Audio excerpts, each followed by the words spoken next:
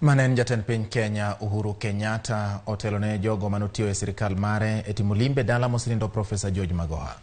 Uhuru chopo mar kuyo gi familia mar Magoha kama bende otio gi thuolono e duoko sirkand William Ruto masani lando ni en ema osiro romo mag Azimio la Umoja One Kenya motelnegi kod Raila Odinga.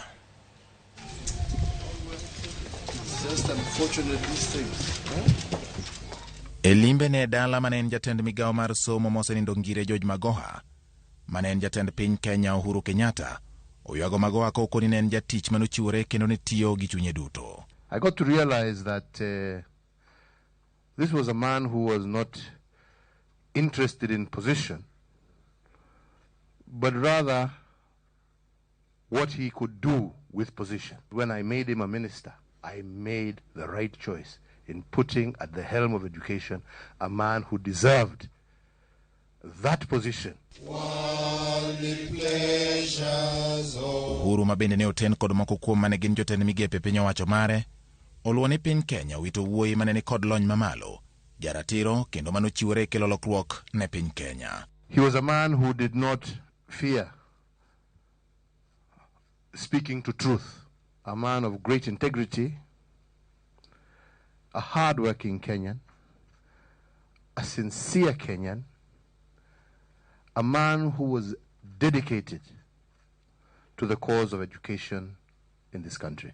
E wach manenore ka gima ne gilo weche mag siasa, manen jatend piny Kenya Uhuru Kenyatta bende oseyo joma ne omi telo mar piny ma okoni usiko gi weche mathoth to ok gichop singo mane giketo ne jopiny. Nawe Steve, usijali hii watu wanapiga mdomo, wacha wapige bana.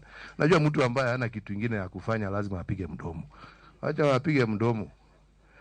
Hiyo ni dunia.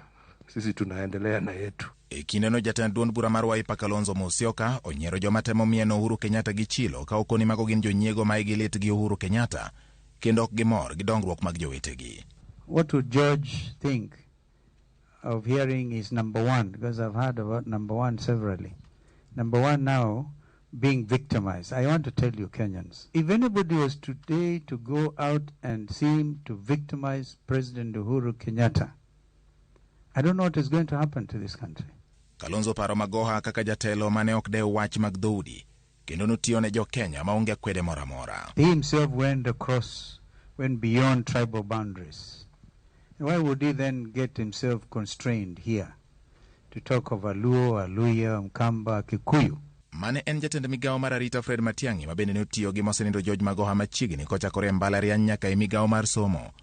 Oyango ni gidhi siro e yor somo jopuonjre duto ma Magoha ne siro sombgi nyaka gine ni nyithindogo ochopo lek margi. I'm told there are 1 or 2 kids that Professor Magoha was supporting for school fees. We will make a contribution because the president told me to talk to my colleagues in cabinet to see whether there's anything he can help us to do to support 1 or 2 of those kids that Magoha was supporting.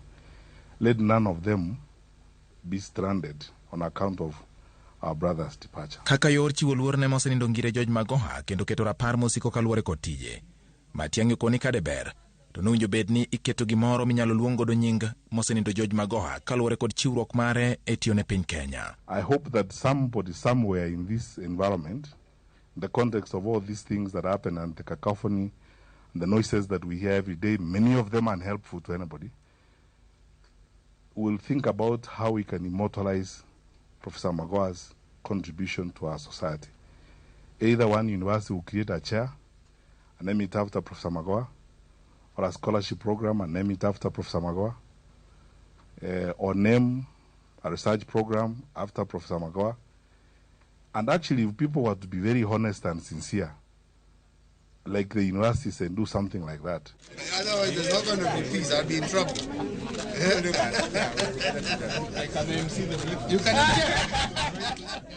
Jotelo pod medo kuyo kod familia mar mosenindo George Magoha ka ikruok mag ik mare bende dhi nyime.